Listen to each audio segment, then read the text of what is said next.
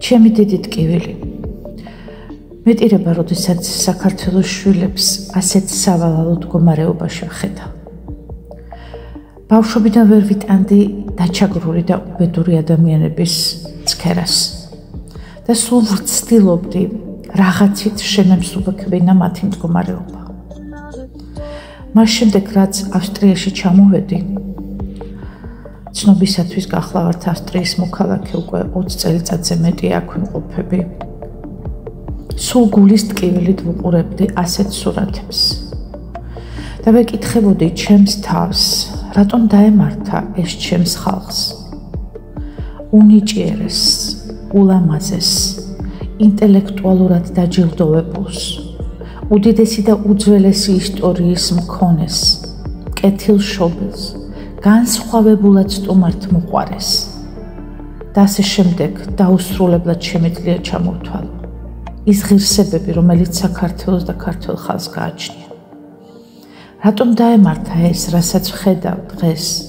სწორედ ამან განაპირობა წლების მანძილზე ამ სურათის ცქერამ, რომ დღეს ეს შანსი, მეგაკომპანია, ადამიანებზე გათვლილი კომპანია ლივგუდი, რომ საქართველოშია და ახარებს და აბედნიერებს ჩემს ხალხს, ჯანმრთელობის მხრივ თუ ფინანსურად.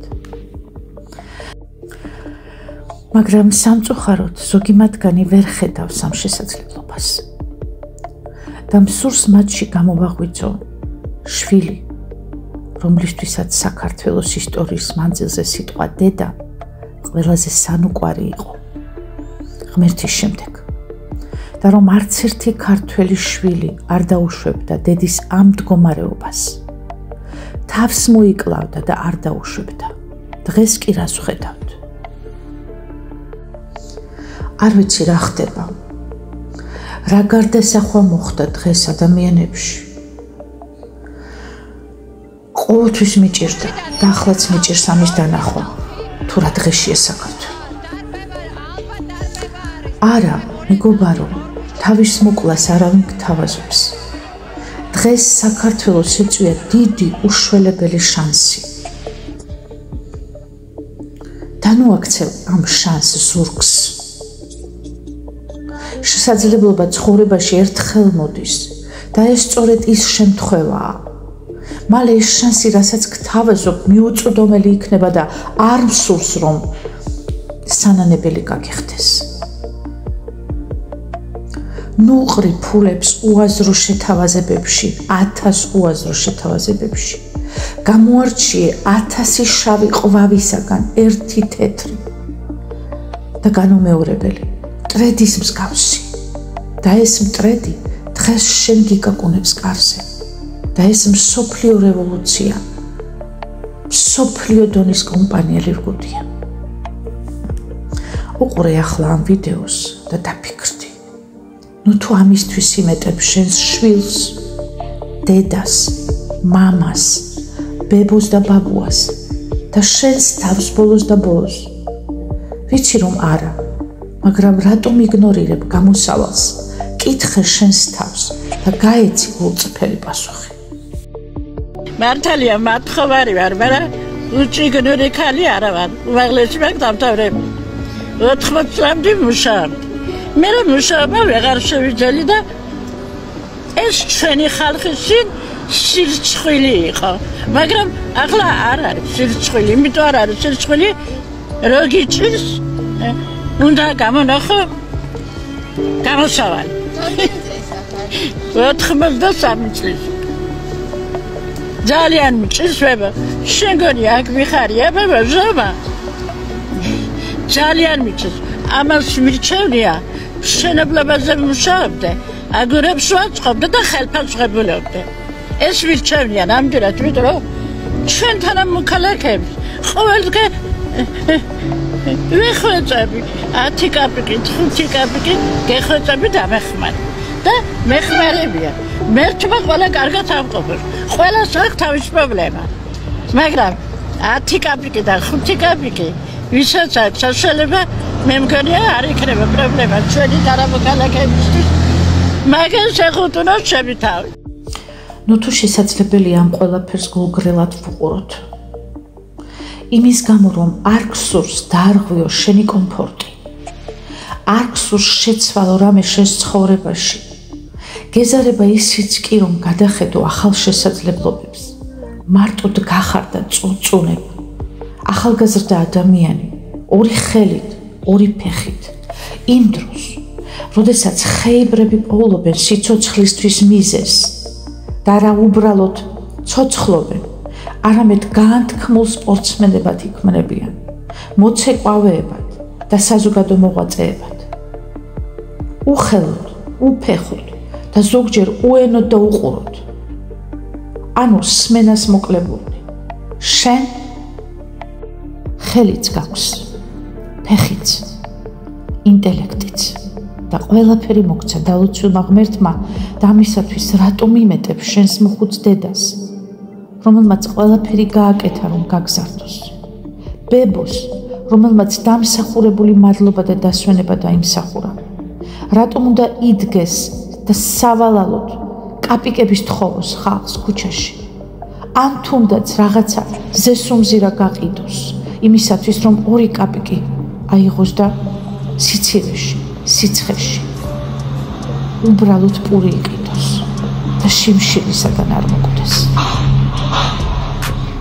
ასევე რატომ უშვებ იმას, რომ ის ცდილობდეს, რომ შენ დაგეხმაროს და არა შენ ეხმარებოდე მას. გული არ გტკივა. დედამიწაზე როგორ დააბიჯებ ამის შემდეგ, ამ სურათს რომ ნახულობ. ვაი-ვაის ძახილს და წუწუნს, რაც არაფერს გაძლევს.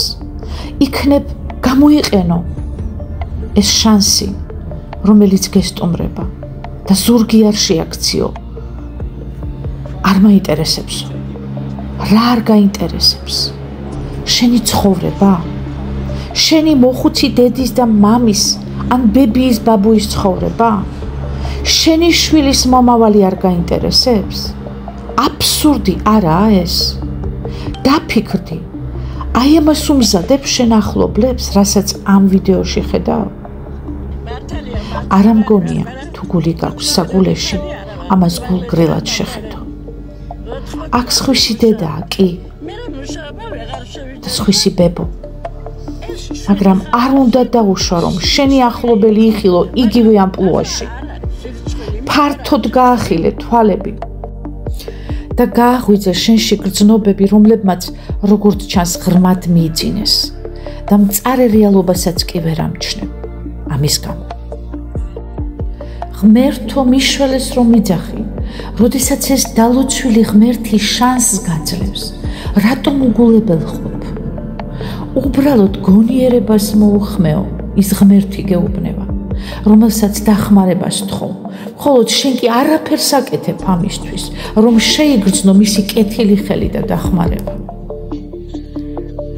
უბრალოდ ნუ მკითხავ და ნუ უსმენ უგუნურ და თავად წარუმატებელ ადამიანებს, რომლებიც კარგს არაფერს კარნახობენ, რამე რომ შეეძლოთ თავად იქნებიან მასკები და კიოსაკები, ანუ წარმატებულები. ტყუი? უბრალოდ მიიღე სწორი გადაწყვეტილება, გამოიკულიე. ღმერთმა იმიტომ მოგცა გონება, რომ თავად გააანალიზო და მიიღო გადაწყვეტილება, რომელიც შენ უნდა მიიღო და არა სხვის თავად გაუბედურებული ადამიანის რჩევა და რიგებები მიიღო მცდარი გადაწყვეტილებები, რომლებმაც თუ ამჩნევ დღემდე არაფერი შეცვალა შენს ცხოვრებაში.